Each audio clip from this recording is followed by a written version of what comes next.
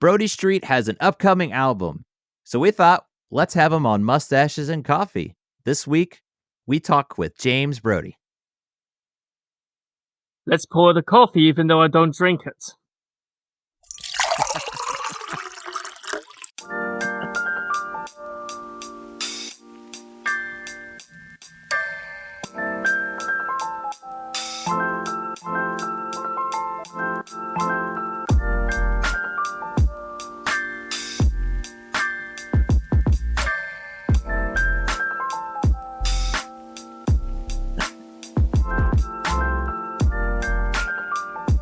Top of the mustache to you, and welcome to another episode of Mustaches and Coffee.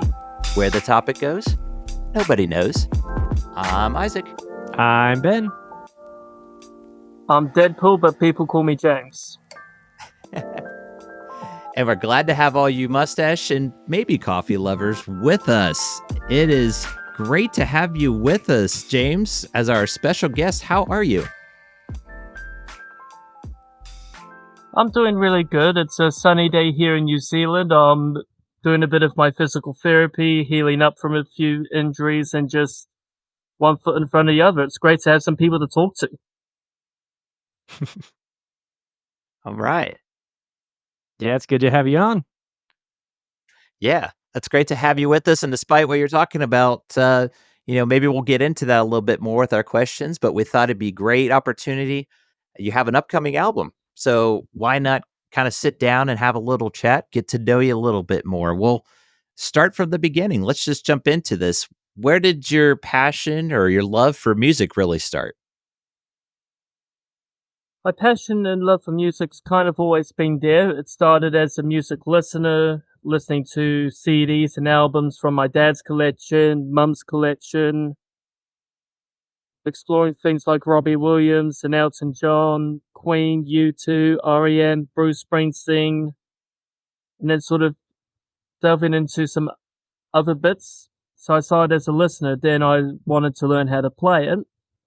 So I started learning to play on the guitar when I was about 10. Up and down for a few years. And then about 17, I started writing songs, and now we're here. We're whilst the Flicker Hills is about to drop, and the solo album equivalent, Lost and Found, is about to come your way end of September. So it's going to be exciting times with fruits coming up on the trees. Very nice. That's a big list of musical artists. So out of that list, do you have a influence that you use when creating new music? Well, there's a lot of good music out there to tap into, but I also look for the message within the story that I'm telling, because it's easy to write a song about the same things everybody else does. I try and look for more hope and joy, especially age 28, because the world really needs a bit of hope and joy. You only need to turn on the news to see a lot of what's going on that's not so good. I'm trying through music to bring things in like, these moments will pass. There is joy. There is a reason to hold on in this world. There is all the good things that can come. So that's sort of what I try and write about, and what sort of influence I try to put in. Awesome. Very nice. That's good to be positive. I agree with that. That's a good message to have. And that comes across to the music. We had the privilege, you sent us the album that you spoke of. It's coming out in September. We got to kind of listen to it ahead of time, and I could sense that. So with that album, how long did it take for you to write? How long did it take you to record and get it produced? Well, this version of the album took about 6 months from concept to finish. A lot faster for me, because in the Broadie Street lane, it took 6 years between albums. And the solo version is the first solo album, so I'd always been sort of floating around other bands and other projects. This is the first time where it's me getting to talk as me. without a concept, without anything theatrical, it's just and the songs. And that's what I'm trying to put across. This music you're hearing is the most honest version of me that you could ever find in my discography at this moment. That's awesome. Cool. So, do you have a favorite instrument, a go-to instrument that you're picking up when you're trying to record, something that just grabs you, like, "I have to have this one instrument"? Yeah, absolutely. I've got a keyboard at home and I want to write based on a piano because the songs will tell you how they want to be played. If they want it to be played as a guitar song, I go for my guitar. My acoustic that I had at 17 that I started writing songs on. If it's more of a piano song, I go for my keyboard and I just start playing. But those would be my two go-tos. Very nice. Yeah. And that's where we can kinda hear that again, we kinda got a sneak peek of that. I don't wanna give too much away of your music, but, really enjoyed the music that's on there. There's kind of a nice variety. I think Ben would agree, kind of a just out there question I was thinking, there's, like, kind of a Silver Sun pickups. Have you heard of them before? I'm kind of getting that kind of a vibe. Is that what you're kinda going for? That's the first time it's been brought up, but I'll take Really? pardon me. Too much hot chocolate this morning. Yeah, I absolutely no, I've not heard Silver Sun pickups brought up, but I take that as a compliment. The Yeah. idea was just use what I have to play and try and make it as uplifting as possible because it's easy to write dance music or just write music that you think you want to write just to fit in somewhere. Writing the Flicker Hills and the equivalent Lost and Found, there was use what you have and write what you want. I wasn't looking to make a particular kind of thing. This is just what came out. Awesome. Very Yeah. good. So, is there a place that you normally record your music? Is it you find inspiration? I'm sure New Zealand, there's so many places you could go get inspiration. Do you have, like, a go-to spot? Yep. So in the room where I was trying to get a hold of you the first time, that's also my studio area. So I do most of the recording there, or the mixing, or the mastering. I have a portable setup that I can take with me if I want to get away for a night to mix somewhere or master somewhere. So there's a lot of good places, but most of it's done here in Sierra Home. Awesome. Wow. I'm a little jealous. That's a pretty awesome, location to be able to get inspired with music. So, uh, you mentioned again the album's coming out in September, so that's where, ones can look for it. We definitely wanna promote that. We'll get to where people can find you on your social. So, that was kind of just a quick we wanted to kinda touch base, get people introduced to you and your music. What we like to do on Mustaches and Coffee, though, is we like to have what's called universal questions. So these are questions more geared towards you personally. So I'm going to let Ben go through these. It's what we ask all of our guests. So, Ben, take it away. All right. So, James, we're going to ask you a question. Do you have a favorite movie line or a life quote that you say? The river moves forward, and so do we. I like it. Mhm. Very nice. Very nice. I think I should live by that. I like it. Do you have a favorite food? Oh, easy. Lasagna. Lasagna. That yeah, I like lasagna also. So this is a hard one since you live in New Zealand. Do you have a favorite vacation? Because that would be my favorite vacation. I haven't had a vacation in a while, but there's a little campground just out of Whanamata called Opateri. It's private, it's barely any reception, its own little forest, its own little beach. if I could go on vacation today, I'd be going there or somewhere in the Coromandel because you get a lot of sunshine, beaches, Mm. nature, little towns, very similar to where I grew up here in Sierra Hills. So that's sort of where I connect. But anytime I go on the road or can go somewhere, I treat that as a vacation. I'm not enjoying something. Why am I there? Oh, you're speaking Yeah. my language now. Yeah. That sounds wonderful. Man, I would love to experience that one day. Yeah. Do you have a bucket list item? Something you want to do, as they say, before you want to kick the bucket? Oh man, it used to be open for Elton John, but that's kind of not an option now. So I'm going to say I'd love to continue touring. I've always had a bit of a love-hate relationship with playing live and going on the road, but I'm at a point where I could see that really happening. And I'd also want to do it in a way where I can use a little bit of the proceeds to help the future Sierra has Centre here, which was how I started getting into the arts and something I still put into today. If I can benefit them in some way from playing live, that would be a good bucket list item. That would be awesome. Yeah. Do you have a uh, favorite mustache? So we are mustaches and coffee. Well, your moustaches are clearly a lot better than mine. I'm sort of in the stubbly beard phase. But Freddie Mercury, that's got to be one of the most iconic mustaches of all time. If I can ever get a mustache like his, I will be happy to walk down that road. But there are people who can rock that better than me for sure. Freddie Mercury, that's a good one, and nobody's answered that surprisingly. So good answer.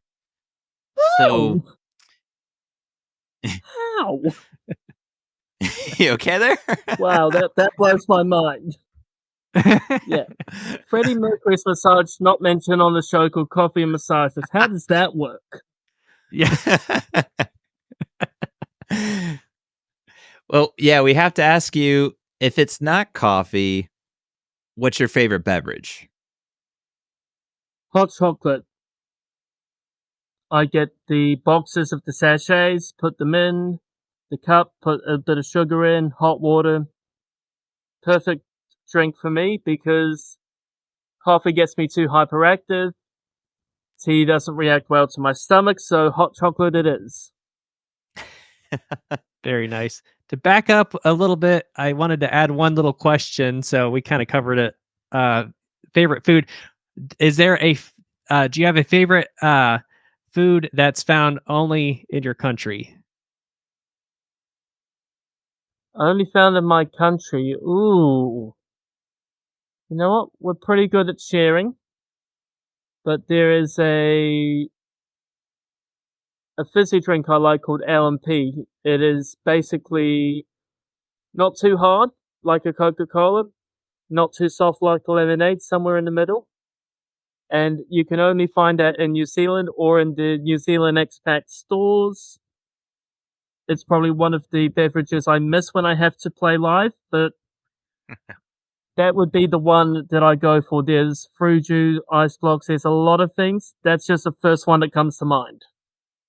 Nice. Very nice. And good question there, Ben. That was something I was thinking, but I don't know why I didn't want to ask it. So that's awesome.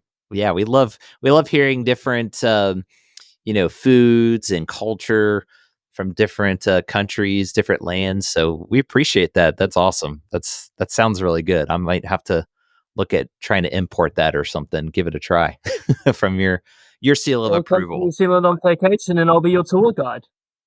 That would There be we go. amazing. That would be. We'll keep that in mind then. We got ourselves a tour guide there, Ben. We'll have to Yes.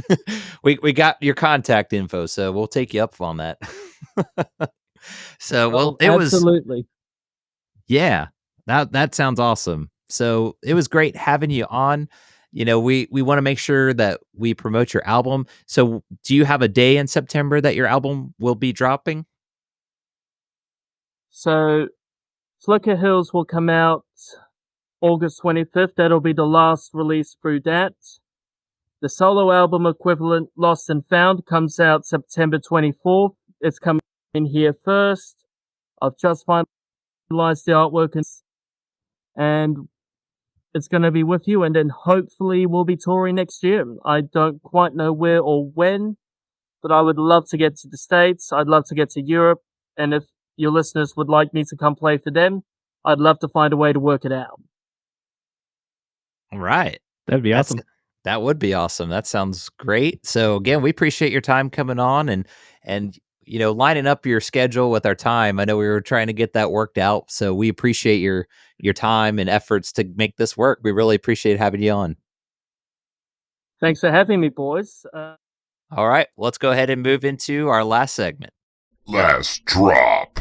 Brought to you by Sticker Mule. For high-quality, customizable stickers, go to our link to get a $10 credit on your first order.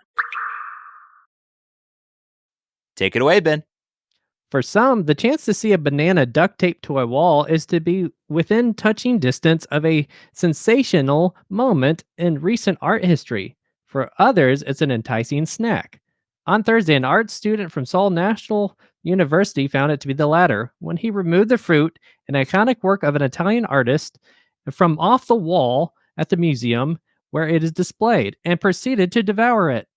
It turns out that this art is actually worth $120,000. After he ate the banana, he duct taped the banana peel back onto the wall. That's what I got. Wow. That's all I can say. I hope that tasted good. For Yeah. 120. Oh man, that just hurts my head thinking about it. Wow. So I don't That's know. one expensive banana. Did it say they found him? Like who did it, or it was just they? Yeah, they so saw that- the article continues that they asked him why he did it. He said he skipped breakfast and was just hungry. Wow. I mean, So my question is, it said it was worth $120,000, but the article, it's a long article. It said that every 2 days it would replace the banana. So how exactly is that worth $120,000? I don't know. I guess you could put a price on anything at I that guess reasoning, right? It's just I don't know. Yeah, but I could do that with an orange and sell it for half.